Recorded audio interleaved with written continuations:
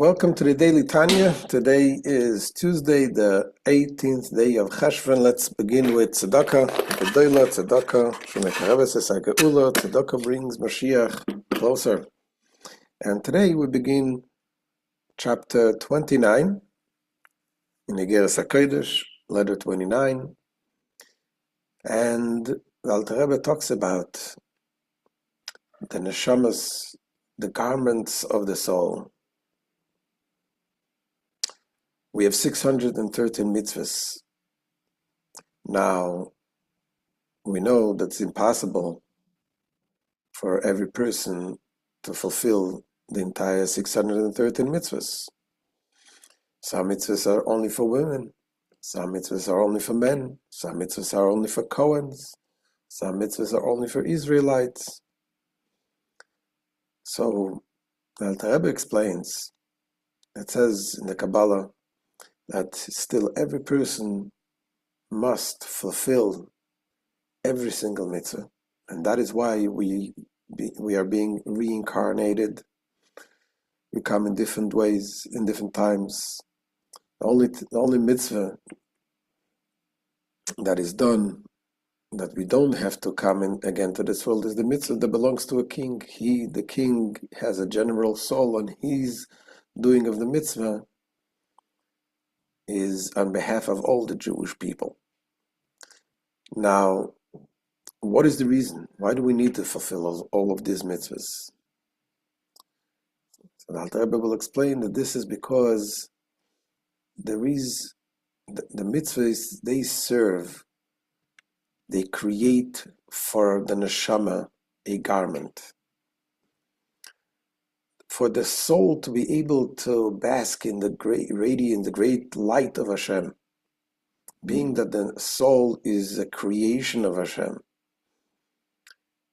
and it cannot be enjoying and being included in the light of Hashem without being completely eliminated, being completely included into the light. You need to have a garment that gives you the ability to be able to contain that great light and not being nullified. Like a little flame, you put it into a big fire, it's going to be nullified completely. So the garments are the mitzvahs. Why? Because the mitzvahs are the will of Hashem.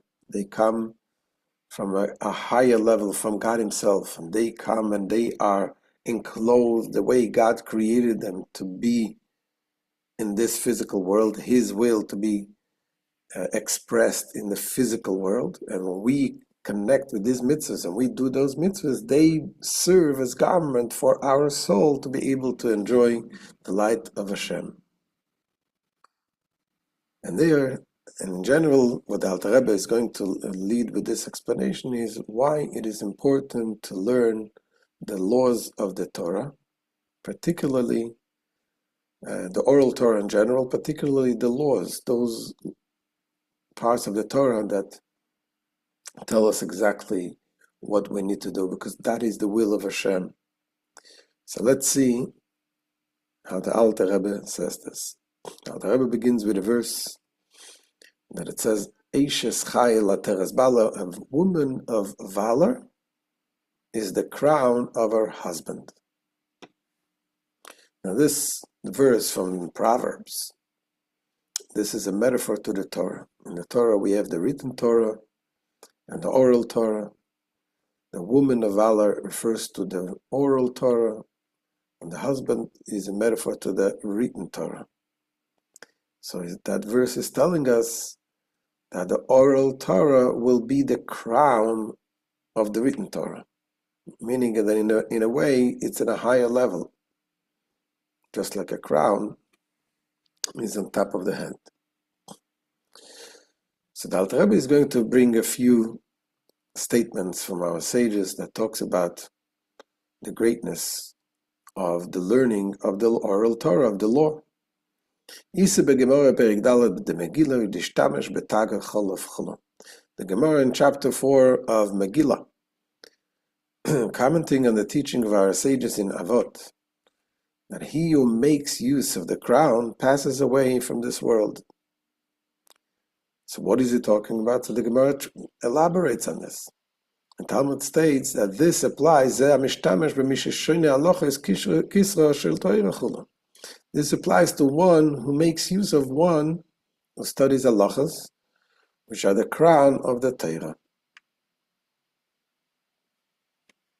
So here we see that the oral Torah, the laws of the Torah, is considered the crown of the Torah. Another statement we see about the greatness of studying the laws of Torah is a statement, what it says from Nevei Eliyahu, Academy of Elijah, that in order anyone who studies the halachas is promised a share in the world to come. The Gemara in Megillah goes on to say, it was taught in the Academy of Elijah that whoever studies halacha is assured of a share in Olam Haba, the world to come. So here the Alter Rebbe asks the question, why is it that the halachas, the laws of the Torah, is called the crown of the Torah? And why is it that this specific learning leads you to the world to come? Now it needs to be understood why the halachas are referred to as the crown or the crown of the Torah.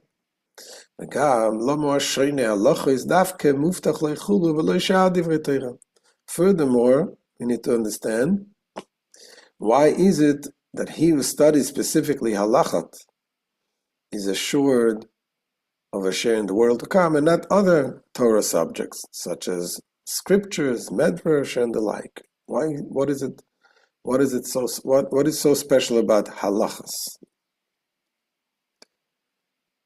Another question is from another statement of our sages that they say we have a mitzvah to study Torah every day, and some people are busy, they have to work for a living. So even those who are busy, but if they, at least they study one chapter in the morning and one chapter in the evening, he's fulfilling his obligation.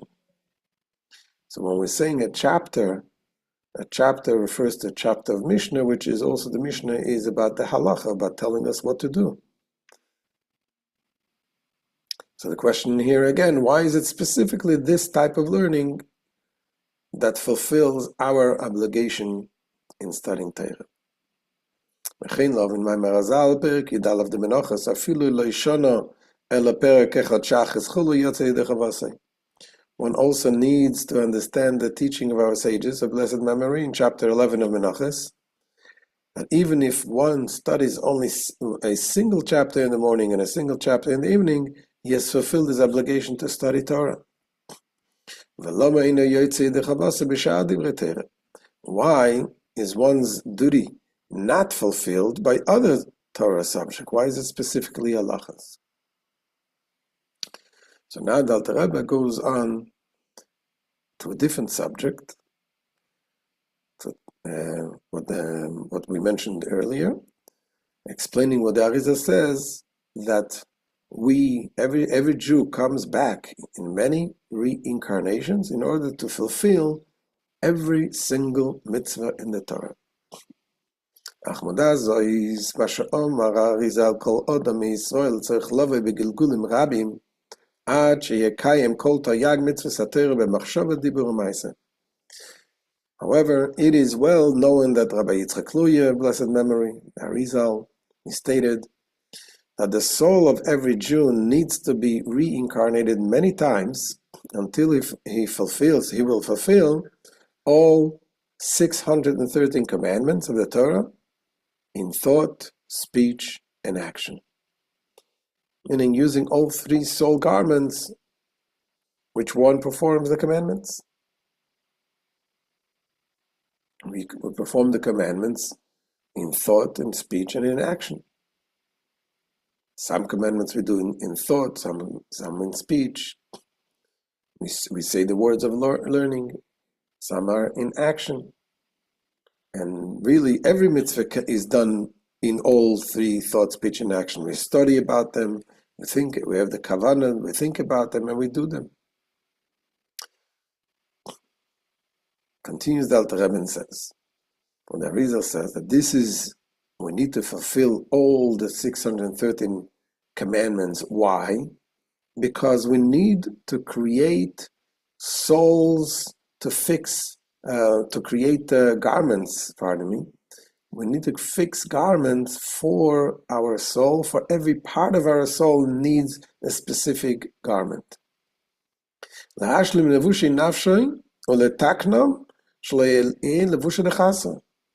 This is in order to complete the garments of his soul and to correct them so that no garment will be incomplete. Every part of the soul needs a garment, and that is the mitzvah. So that's why we need to fulfill all of the mitzvahs, except, with one exception, the mitzvahs that belongs to the king. Levad mitzvahs atluyas b'melech shehu moitze kol Yisrael ki hu klolus kol hamchula.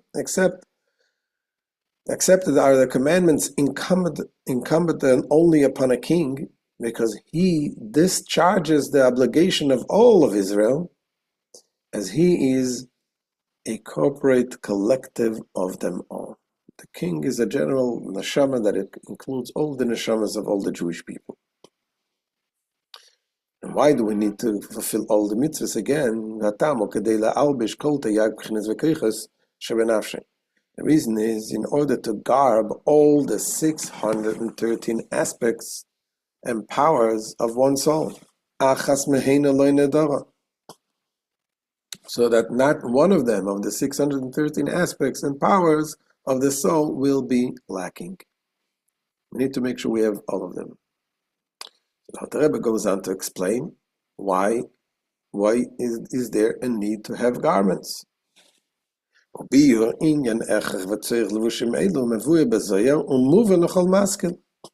An explanation for the indispensability of these garments is given in the Zohar, and it is understandable by every thinking person.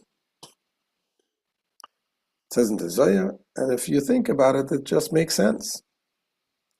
So he says, because every part of our neshama is a creation of Hashem. And no creation can really achieve a grasping in the Creator.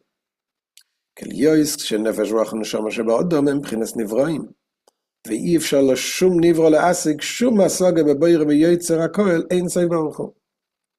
But the nefesh, ruach, and neshama in man are created entities, hence inherently limited, and it is impossible for any created being to attain any appreciation, any apprehension of the blessed Creator and Former of all, who is infinite. We're talking about the Creator of everything. So it is impossible to reach any apprehension of Hashem. Now, we spoke about many times about the way Hashem created the world, and there was the concept of the tzimtzumim, the contractions, level after level, and the light of Hashem was contracted. But still, he says, even after the contraction, it is still impossible to comprehend and to grasp the light of Hashem without being nullified, unless there is a garment, protective gear, so to speak. Moreover,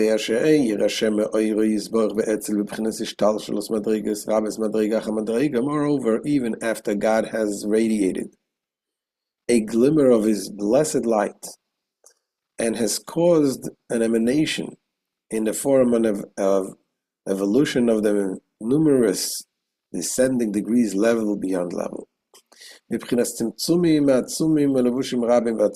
way of intense contractions and numerous immense garments that obscure godliness. These are familiar to the students of the Kabbalah. ונקראים באידרא רבא בשם סרס. And in the Idra Rabbah, that's part of the Zohar, these contracted degrees of divine illumination, they are referred to as hairs, just like the hair is a very limited, contracted form of life that comes from the person.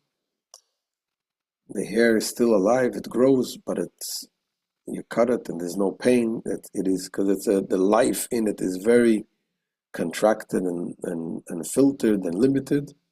The same thing is the idea of the godly light that is contracted is referred to in the Zohar as the hairs.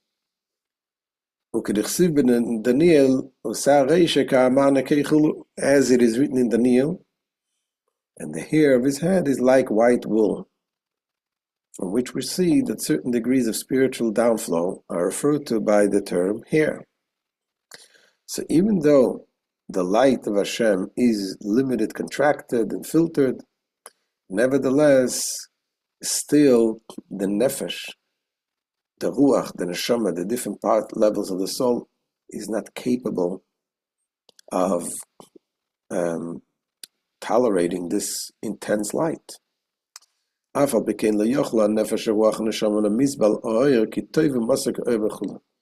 Nevertheless, even after the screening affected by these mighty contractions, neither the nefesh nor the ruach and the neshama can endure the light.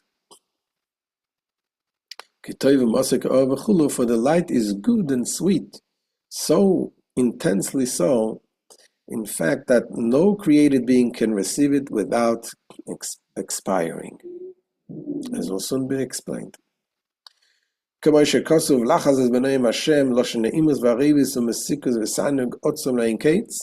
it is written, to behold the pleasantness of God. The term noam denotes pleasantness, agreeableness, and sweetness, and infinitely intense delight. As it is written, then you will delight yourself in God. And there's another verse that says, and he will sate your soul with a pleasurable thirst. And the thirst is lashon tziche tzama. The word tzachtzach is related to tziche tzama, parched with thirst. It denotes a thirst that cannot be slacked.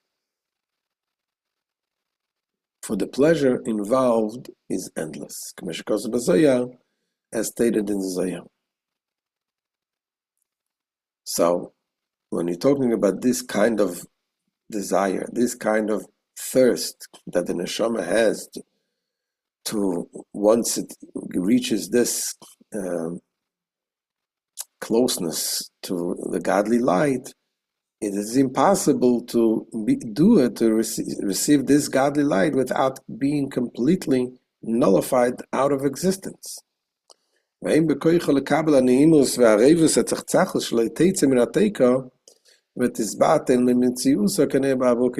is not in the soul's power to absorb the pleasantness and agreeableness of the above pleasurable thirst without leaving its husk, meaning its limitation, and becoming wholly nullified, just like a candle flame becomes entirely nullified in a torch. The only way you can do it is when first, from that very light, is created a garment.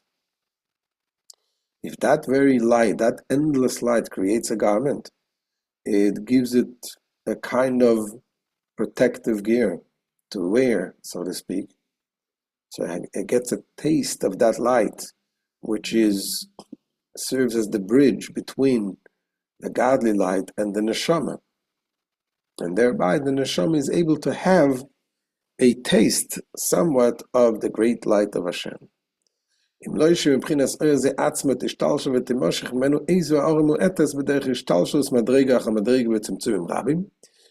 not that from this very light there will evolve and issue forth some minute radiance, by way of an evolution of level after level with multitudinous contractions, until